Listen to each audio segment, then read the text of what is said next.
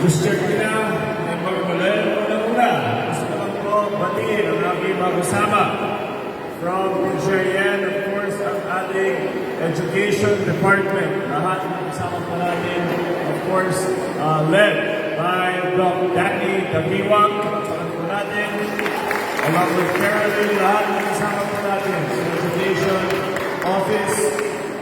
Bigyan natin ang isa pa, palakpak para sa Education Office.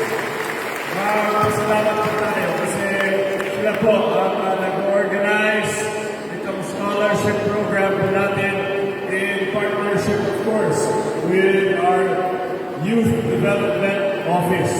At gusto ko po magpasalamat sa ating INS na bago na ang ating auditorium ba?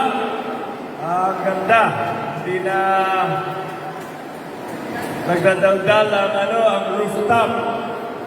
And led, of course, by our principal, Jerry Carrion. Maraming salamat po for always hosting us dito. And of course, si Ma'am Feli Rose and Enriqueta from Treasury, maraming salamat for your assistance. At higit sa lahat, sa ating, ilan ba ito? Bakit iba-iba? 1,000 senior, 200, and then 700? Okay. Ang ating total na 1,270 scholars. Magandang hapon. Congratulations po sa inyong lahat. Of course, from all over Ilocos Norte, Adams, Macara, Batok, Banggi, Banda, Batak, Burgos, Carson, Mountain, Grasp, Mountain, Lawag, Marcos, Rivera, Pulpul, Bawat, Masukit, Pigpig, Pinili, San Nicolas, Sarat, Sonsona, Vietnam. Of course, una-una, sa mga senior high, we have 1,000 senior high. Saan po mga senior high school students? At saan naman po ang mga agri-fishery scholars? Mga shy type pala. Okay. Of course, on behalf of the provincial government, gusto ko lang i-congratulate lahat ng mga scholars po natin.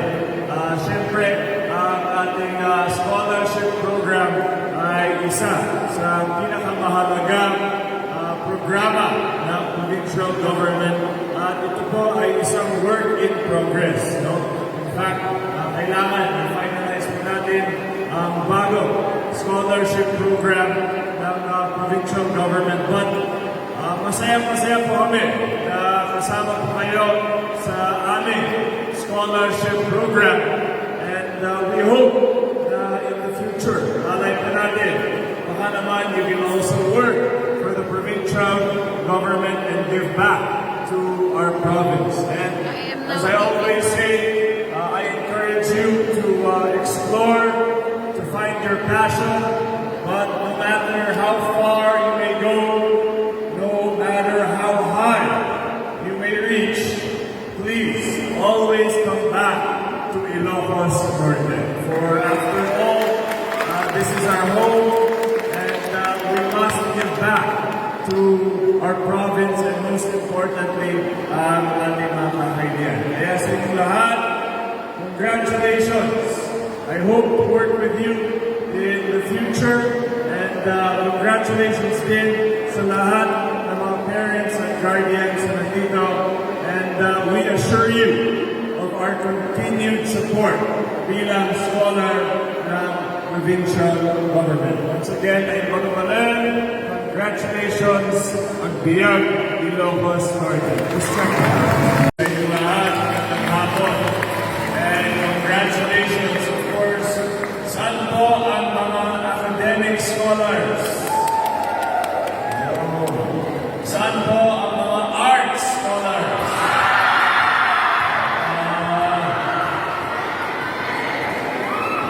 Dito contest na walang premyo sa pinakamaingay. Pasensya na to. Saan po ang mga agri-fishery scholars? Ito ang mga kailangan natin, mga future napaka-importante ang ating mga young farmers. So salamat po sa inyong lahat, mga agri-fishery scholars, mga naman. Pwede po tayo mag-work together in the future. Kasi syempre, ito pong suporta namin sa inyo ay long-term relationship. No? Malay po natin, baka in the future, magkasama po tayo sa provincial government of Ilocos Norte. Diba? And also sa mga tech box scholars natin.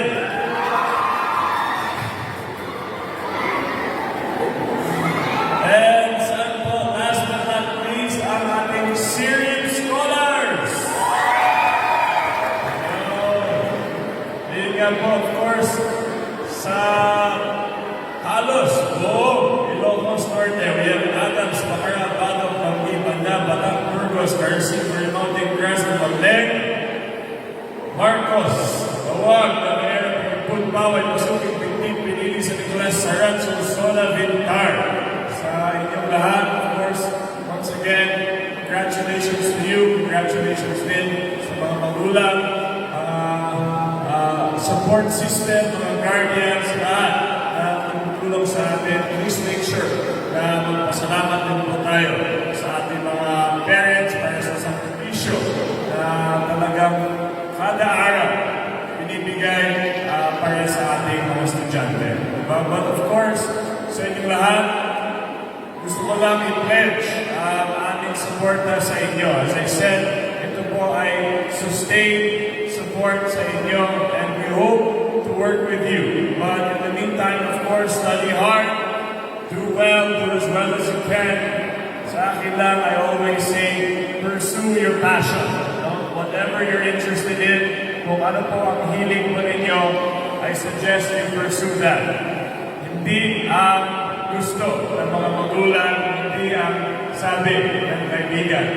Find your own path, find yourself, and pursue what truly interests you, and whatever it is, try to be the best at what you choose to do. And of course, we will be behind you 100%.